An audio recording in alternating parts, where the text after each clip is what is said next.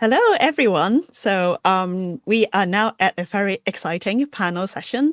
We would talk with a few of the, PyLadies, which I adore a lot in the community. They all achieve very successfully in their career. So I would like to introduce them to you just in random order.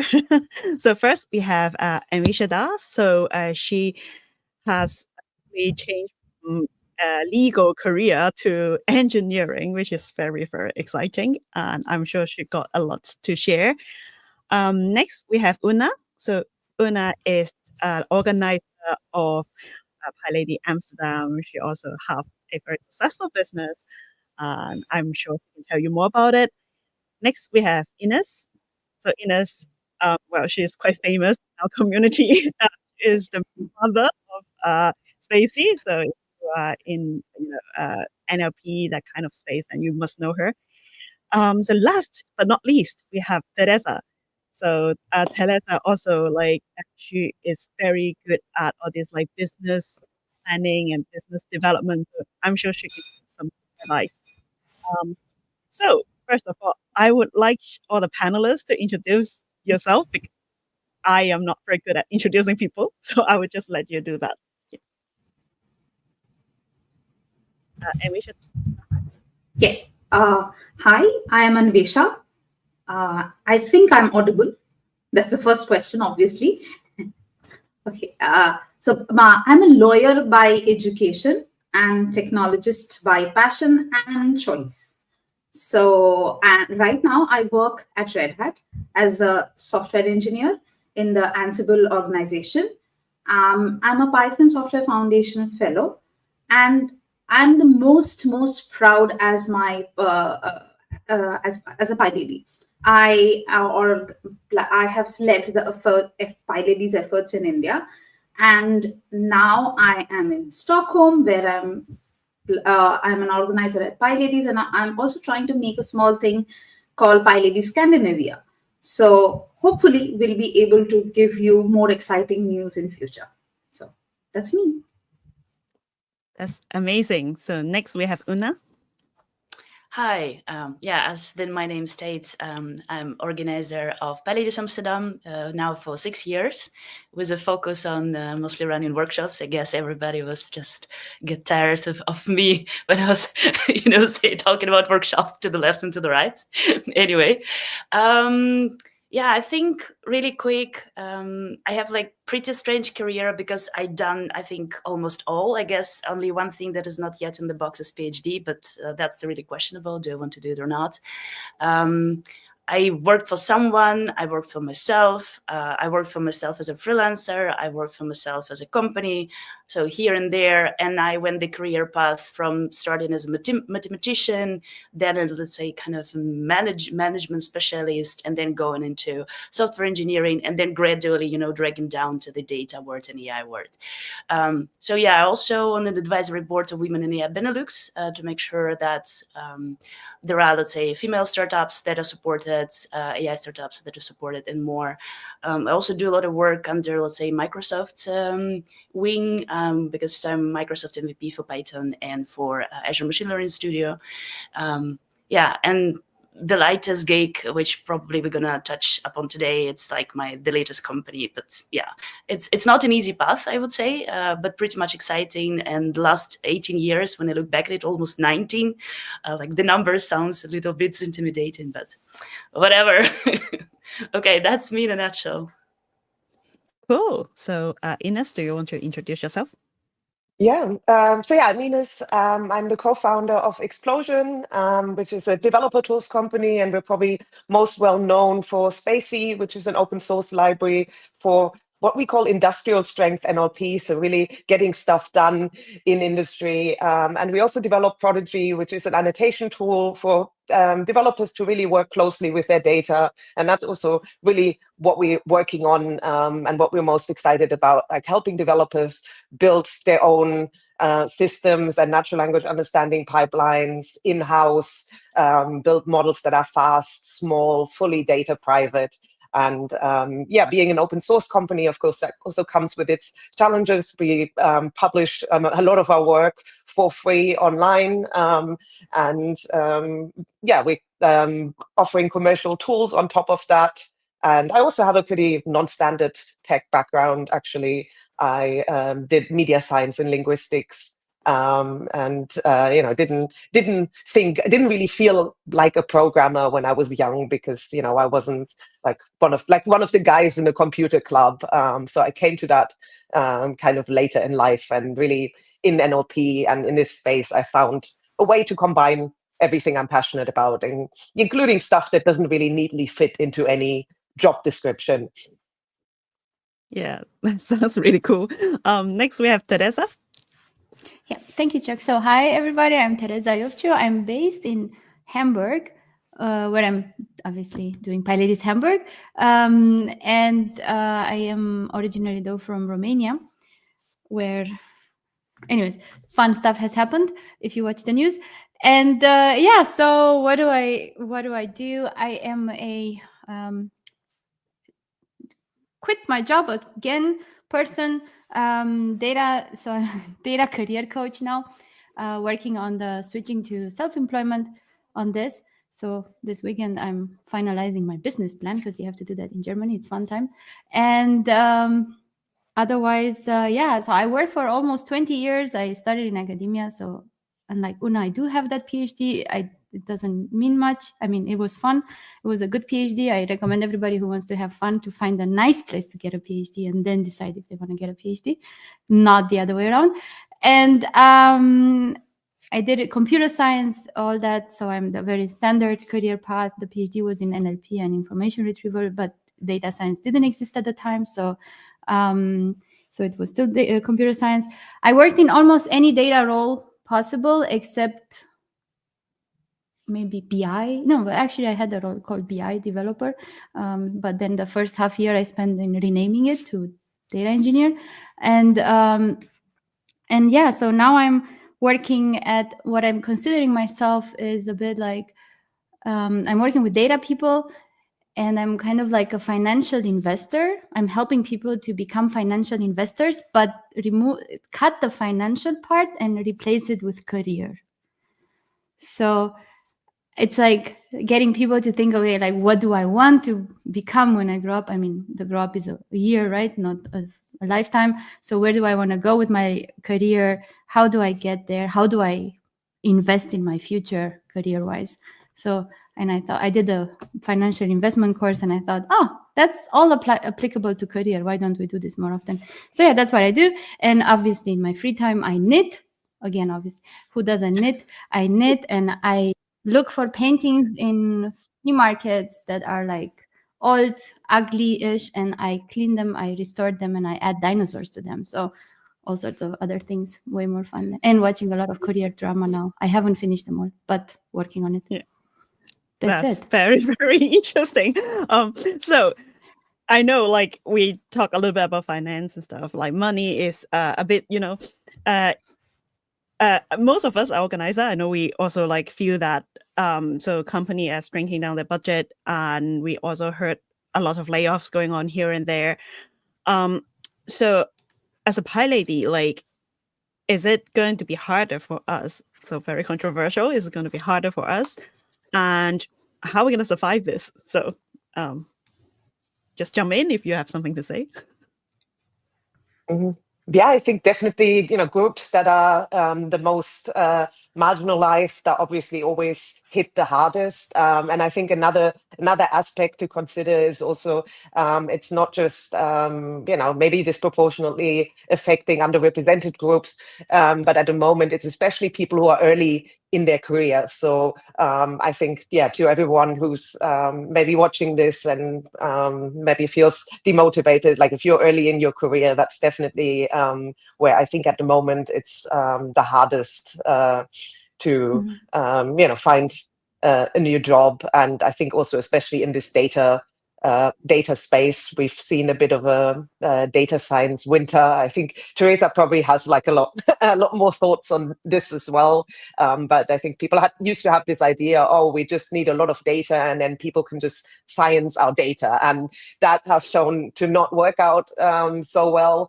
And also a lot of the new generative models, they actually turns out they're very weak at big data.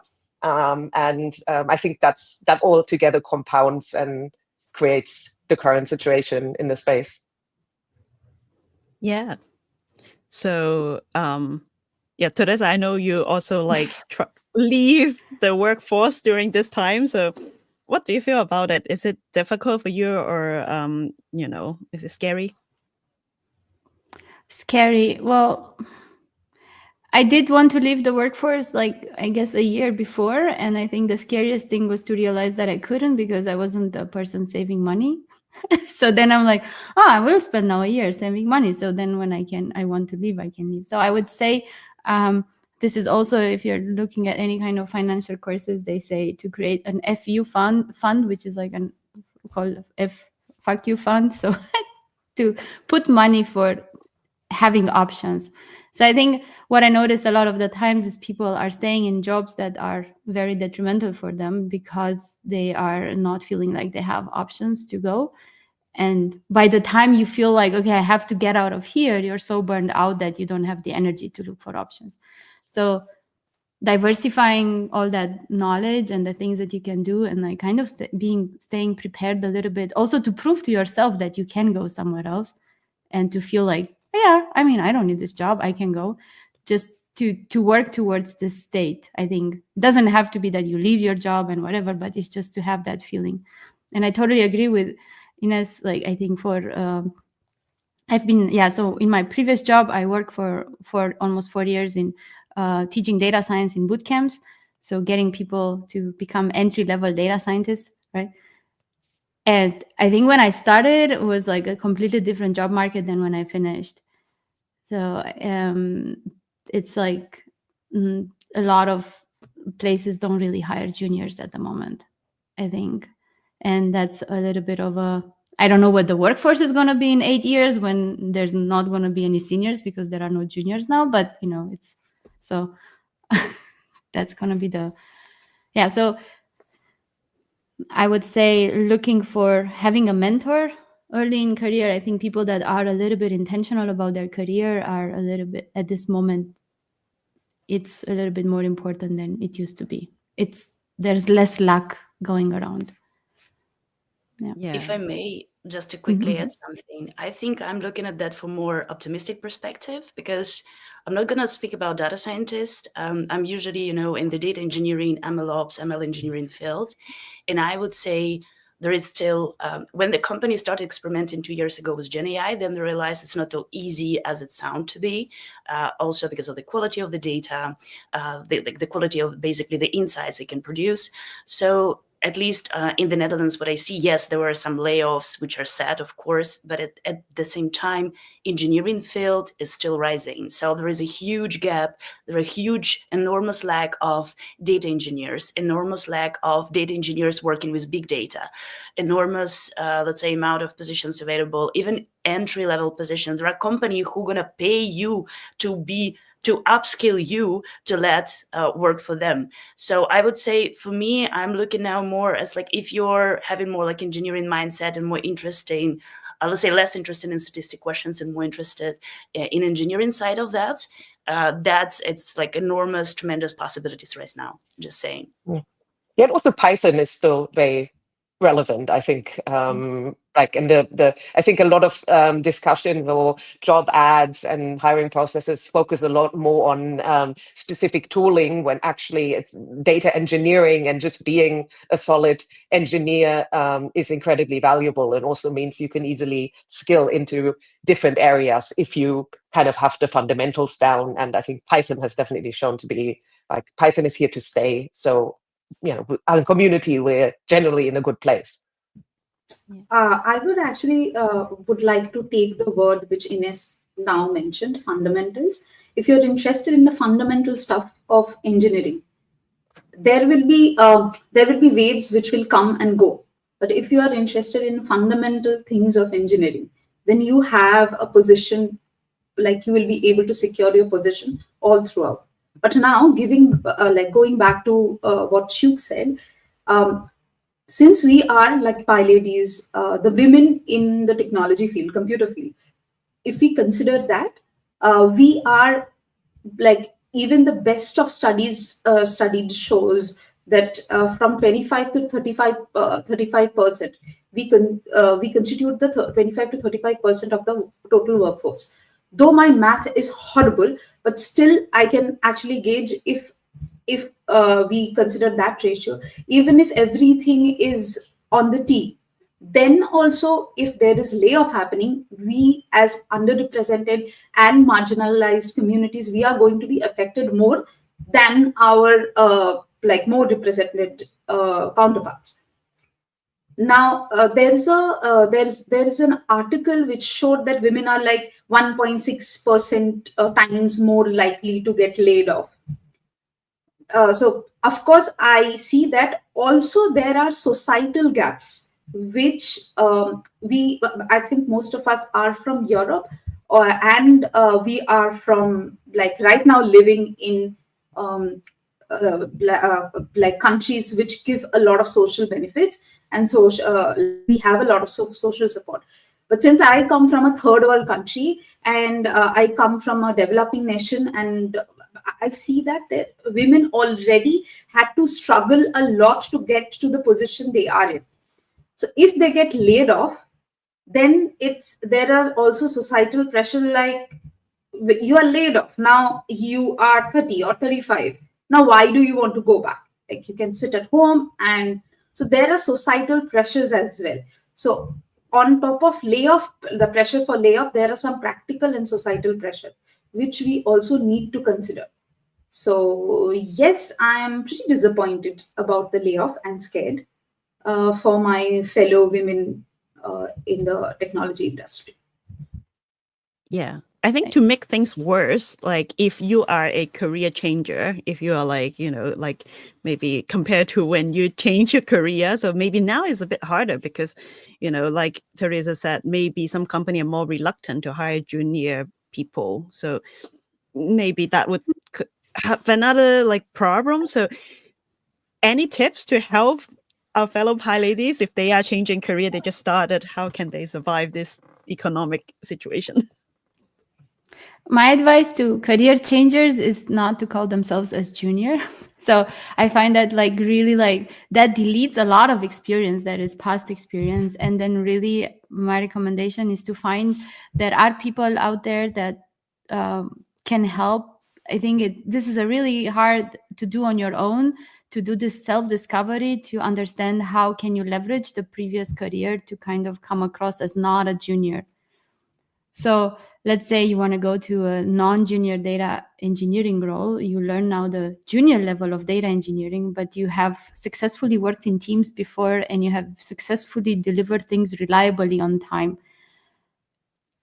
And you have worked autonomously as well. So bringing those skills in, you can already say, yeah, sure, I will learn the technical stuff, which everybody agrees by now that technical things can be learned. Even ChatGPT could learn it, right? So, I mean, I will learn the technical things, and I already have everything related to be a mid-level developer in a company. So, but it's really hard, like as we have this narratives going on and people from marginalized groups, and already when you get laid off, I think a lot of people that I talk to who get laid off, they don't see it first as an opportunity. They see even super logically approaching it and thinking like, yeah, sure, the company had laid offs and there was like, statistically speaking, my role per se was easy to lay off because it was like on fringe and that's how the process is and so on. And people will still blame themselves. But if I would have been really good, they would have kept me. And that is really like, it's a little bit more, you can still be really good, but again, not nobody who decides who lays off knows about it and so on. So it's like, and I see a lot of people like taking it as a back to devaluing themselves by saying, the layoff, it must have, I did it wrong. I wasn't good enough. So getting out of this. So yeah, or sometimes talk to a psychologist if you get laid off. Apparently leads to 2 years PTSD trauma. So statistically speaking, I didn't even know that, because for me, when I was like, I want to be laid off, but I wasn't. Okay, I didn't want to be laid off, but I got laid off. And I got laid off after like moving continents within 8 months. And I got laid off this next day when I bought a home.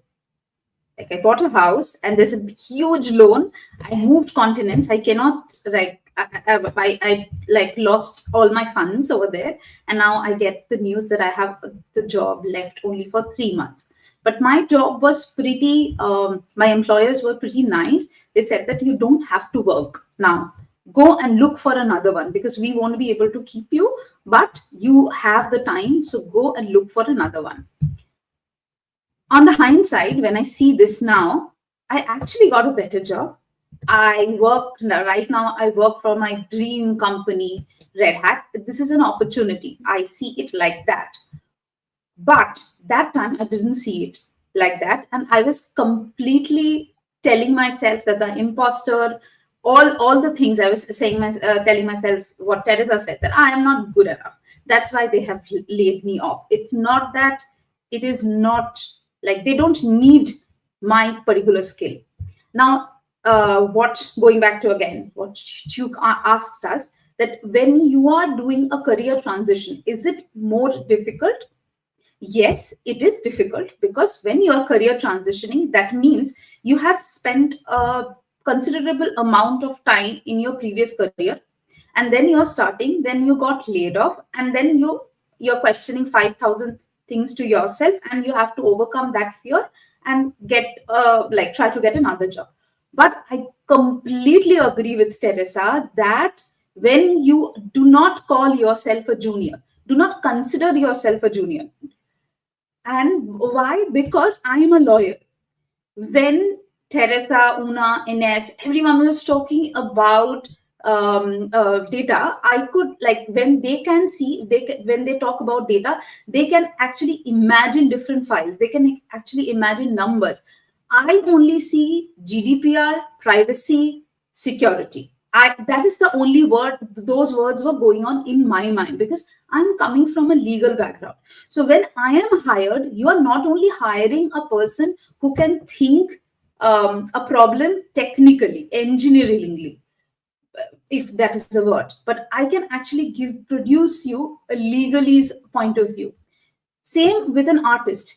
If you give an artist to develop your front end, definitely it is going to be, there's a high probability that that person has an intent, has a knowledge and education how to make things look better.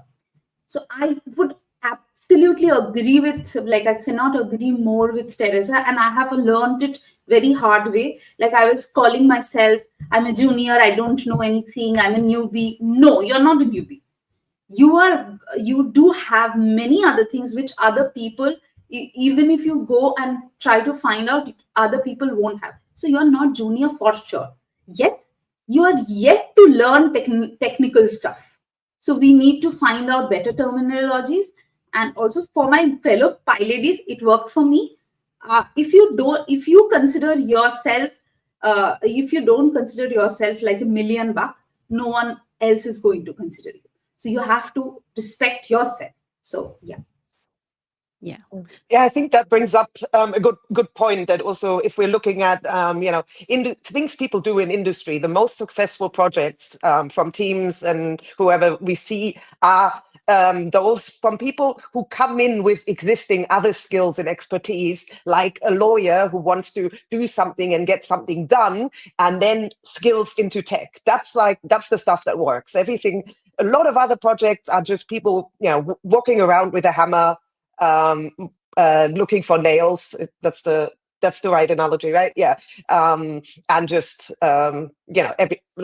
trying to use machine learning or technology for the sake of technology and kind of forgetting that what we're actually trying to do is like doing things and answering questions and finding things out. So definitely, I think it's a huge asset having any other experience that's not just specific technologies. Yeah. I just want to add two things, just very short. First, I think the mistake that a lot of people are making when they're learning something and want to transition is that they're calling themselves aspiring something. Nobody's going to hire an aspiring something. So call yourself whatever you're going to be at the end. So I'm a data scientist, I'm a data engineer. I'm not an aspiring data scientist, not an aspiring data engineer. So that is the one very practical thing that you can do on LinkedIn in your CV, easy change. And the second one, I want to second that with the, I built up one data science team. I hired data engineers. I hired data science coaches and teachers and team leads. I hired very few computer scientists in all this pipeline. So it's like most of my very nice, successful team setup was people coming from any kind of background. And I also didn't really care about degrees as much because I have a PhD, and I was like, yeah, I mean, I think a lot of people can get a PhD. It's just you have to want it or be there, do that. So it's like, I think the diversity in the backgrounds leads to much nicer and better outcomes in the work, especially in data. I want to look at the other side of the spectrum, right? Like, so we are looking at like maybe people who started or transitioning. What about people who have been in this for a long time, especially like PyLadies? You know, I have heard like from a talk actually it's one of the speaker, but I won't tell you. I've been to her other talks. She talked about she realized that her career progression is not the same as her husband, even though they're both in engineering. Is the glass ceiling a truth or a myth? Like, do women always hit these like issues when they go to a certain position, then they can't move, advance? You want to come first? Yes. So I've read and I've seen some videos, some people saying that the glass ceiling doesn't exist or they haven't met it. And I think that's a very privileged way to perspective to workforce. So I think the glass ceiling is there. And but I do have a thing against, I mean, I've met it, I've encountered it several times, let's say. The one thing is that it's really hard to break it yourself and even change the system, because this is a systemic problem. It's not necessarily like you made the glass ceiling. But there is another part that comes from the glass ceiling. The bigger problem, I think, it is that we start to believe that about ourselves, right? You like apply for a promotion and you don't get it, and you believe the reasons why the promotion didn't happen. And maybe they are not necessarily true, or you talk to colleagues about asking for a specific promotion, everybody's supporting you, and then you ask for it, and then you're given reasons that you're like, they're a little bit weird, but okay, I would believe this. And then you start I think we are the ones sometimes, and this is happening quite often, we kind of find out reason to justify and put on us that glass ceiling, or making it a box. Now my little box that I'm approving. So, and I think that is the one that is in our control to break. So it's like, that is the one. No, I'm not going to accept this excuse. I always, one time you get it's like the excuse seems a little bit off, and my approach in life has always been to investigate excuses.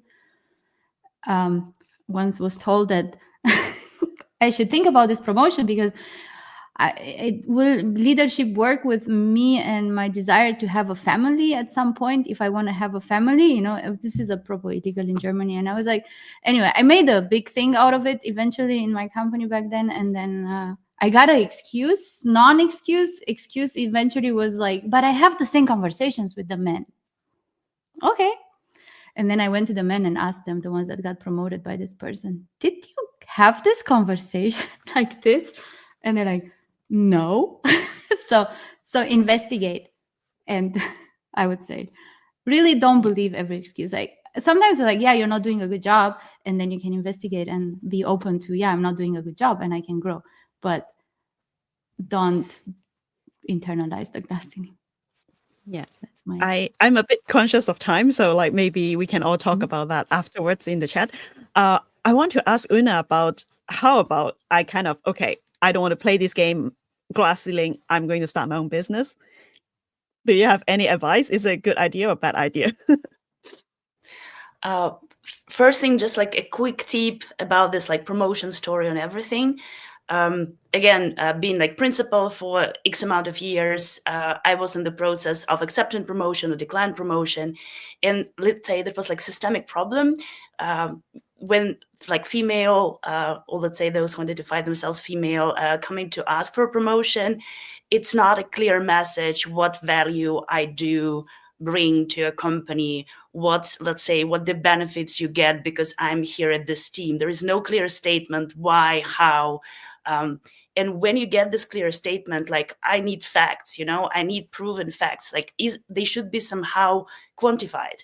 Like if you cannot measure it in money, measure it in time, measure it in, I don't know, like in velocity, whatever metric is important for your, let's say, stakeholder or a bunch of stakeholders, do that. And when you have this like clear logical structure, like, look, I did this A, B, C, D, E, this resulted into this. Okay, I'm asking for promotion because I know I can do this. If not, then you're going to lose this. Like worst case that happened to me, I'm going to stay at the same position or leave. Let's say the best case that happened for you, you give me more power, you get better results, something like that. Just please keep this in mind. And I literally almost every promotion I was a part of, that was exactly the story for mostly female counterparts. It's like, oh, as a team, we did that. Like, sorry, fuck it, not a team. What exactly have you done? Why you're available as a person? And then, of course, you can talk about team impact. Just, sorry, my 5 cents about that. Regarding the company, I would say the reality is still pretty much set because, for example, if you have a fantastic idea and you want looking for some funding, what, let's say, advice you will get for the majority of VC, like different, let's say, mentors or something, that you have to have a male co-organizer next to you. Because if you have the male co-organizer, it drastically increases chances of getting funds. And then I was really investigating how actually like what's happened when women start business. Do they bootstrap it on their own? Do they use their own costs? Do they make, I don't know, taking loans in the bank? Or do they get in like money, let's say not in easy way, but using different like incubators and different other system of support that exist, at least now on European level, like in different countries. And the thing is, it's really sad because the majority of the cases, women are not aware about all the things that are available. Please look about it. It's really important. And second thing is that, let's say, people usually think, no, I'm not going to get it because, again, ceiling in this case, let's call it, I don't know, like venture capital ceiling or something like that. And then that's the result what I get. But also, I think I will bounce to Ines in a couple of seconds, but I was so proud reading the story when the whole journey of explosion, then there was like some time, the money involved, and then you realize you get in money, but you're also losing, let's say, control of your company. You're losing control of the future of your company partially, and you can get dragged in the direction you don't want. So it's a really fantastic step that I think Ines, like you made, is basically said no and decide to change the direction, decide that growth, it doesn't mean just hiring people as hell, as crazy, and then figuring out what to do with that. Growth could be sustainable. And it's not necessary to grow your company immediately through all continents. You can just start sustainable in one place and just go bit by bit. So if I want to summarize it all, I'm usually looking at everything from position of power. I know it's a really privileged position, but it's how your brain operates. And it's like in the majority of the cases, you still can do something about that. There are circumstances, but in the majority of cases, it's you who is like doing these things. So if you're saying that it's enough, you don't want to work like 40 hours per week or 60 or 120 anymore. You don't want to like somebody deciding for yourself what to do, which kind of projects to pick up. You can start your business, whether it's product or service or something different. But I really, really recommend start small. This thing is like go, how they say, go big, or I think is bullshit. Sorry. It's bullshit created by VC funds. like you have the thing, do it bit by bit, and like a water, it gives you to the sea, and from the sea to the ocean, and then the whole planet is just on your, like, here. So yeah, that's what I wanted to share. But I'm really curious about Ines' story, if I may. Yeah, no, I definitely, I definitely agree with you. I think, I don't want to over romanticize starting on business. There's kind of also this whole like girl boss cultish stuff going on. It's like there are a lot of people who are totally fine working with for someone else, and that's great. You don't have to start your own business, but it is. I'm also speaking from obviously a very privileged position, but it is a great way you can basically create a job for yourself. That's sort of what I did. I didn't feel like I don't really fit in anywhere, but now I can, I can do all the things I'm passionate about. I can work on product. I can, design stickers. I can write stuff. I can combine everything I'm good at that I maybe couldn't do in a more traditional role. And I think especially in tech, the great thing about software and commercializing software is that you can just, sell things to people, and if it's software, you actually get to keep the software. So that's also, really how we started. There was always the goal to turn the workaround Spacey into a company, and we also really wanted to bootstrap in a sustainable way. So there's consulting we did, or we called it, we raised the client round, and then we thought, okay, what is something that as a team of two we can actually accomplish and that we can sell? And so we came up with the idea of our product Prodigy, and really, instead of trying to monetize open source stars or monetizing growth, we are like, okay, let's monetize the money. Like, we want to sell something to people, want people to give us money, and keep more of that at the end of it. And that's I think that's what we did. There is definitely, raising funding is an option, and there are a lot of things where, okay, you need some capital to get started, but there are also other ways. And I think if you think of it more as a job rather than you want to have the biggest company ever to do something, and it's like, yes, you'll be called, not ambitious enough. Like, definitely, we went into a lot of funding conversations, saying, well, now we want to have a company and we want to make money and we want to do that in a way that works. But there is definitely a take of, if you don't want a yacht, if you don't want to be like a billionaire, then go home. And I accept that. And yeah, that's kind of my take. Yeah. So okay, quickly my 2 cents over here. Yes, quickly my 2 cents over here, because I have ran a business and I have failed. Like, I didn't like it, essentially. So I ran a business of a law firm. I did not like it. Why? Because I was not very clear with my essentials. Like, I was not good with finances. I was not good with how to deal with customers. I was very good at legal. I was very good and passionate. So if you're running a business, my 2 cents will be knowing your limitations and also getting the groundwork properly done. If you don't know, then ask someone else to help you. So yes. So yeah. So I know that we are supposed to be having a break, and I would actually pick one question from the chat and to see maybe we can quickly answer that question. So Daphne asked, how much would contributing to an open source project help you to get a good job or keep your job? I have opinions on that. So I do think, when I said my background is I come in from a privileged position, I also mean that I was able to actually start out doing work that was incredibly public in open source. And not everyone has the opportunity to do that. And I do think there is an opportunity to show what you're capable of by making contributions, but I think it's important to be strategic about it. That this is a strategy you can have and say, hey, I want to build something, show people what I can do, and maybe land a job through that. But I think it can be tempting but not very productive to just sort of open source into the void, because everyone says you need to do open source these days, because you essentially, you're working for free. You might be doing a lot of thankless work that doesn't really get you anywhere. But I think approaching it and really asking yourself, what do I want to get out of it? And how can I make that happen? I do think open source is a great opportunity and also can give you work that's public, rather than internal stuff at a company that you'll never be able to show anyone. So I learned everything via open source. I did not do any course, any technical courses. I have learned everything about technology via open source with PyLadies. So yes, and I did land up few jobs in the technology world. So yes, you can, and you can sustain, and you can go up as well. Yeah, I would also even add an "it depends," because that's my favorite answer.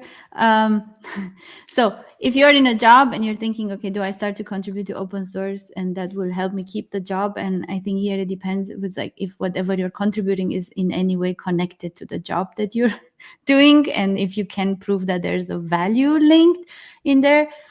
On the other side, I think if you're doing it for yourself, and what sometimes a lot of people are struggling at work with is mentorship and coaching from their peers and managers. So that's like very few managers have training. So then there's a lot of people who are just not getting their help that they need. So, and this is something that one can get in open source. Maybe it's not as desired all the time to have a lot of newbies everywhere, so on and so forth. But but open source is saying that diversity and inclusion are valued. So use this to get for yourself the mentoring and coaching that you need. You might learn how to work well with GitHub and how to do pull requests and how to work in a team. All of the things that should be taught at work, but sometimes are not, most of the time, but they are expected to be existing. So that can also be something to think about. And just a quick thing, we have a real representation of this. Last March, we were on Python open source sprints where we contributed to 6 main libraries. One of them, was like transformers, and there were like pandas and NumPy and the rest. And there was a fantastic person who was really eager to participate. And then how this person later fell in love, basically, with open source. She started contributing to Narvals. And by the way, she was a speaker today at this conference. She was talking about like Alice in open source Wonderland. Her name is Magdalena. So we are proud. It's, I would say, again, it depends indeed. But let's say it's a really nice, as a starter, it's a really nice to learn the ropes of, let's say, basic teamwork together with your colleagues. Yes. Yeah, so thank you so much. I think we have a very, very exciting panel. I know this topic very, close to our heart. We do have some more questions in the chat, so I would suggest panelists maybe can go to Discord afterwards and, see if people still have questions or want to ask anything. So actually, in 2 minutes, we will have a workshop starting in the activities track.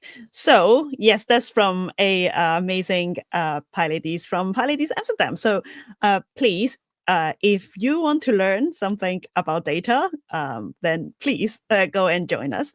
Otherwise, then, I'll see you in Discord for the rest of the conference.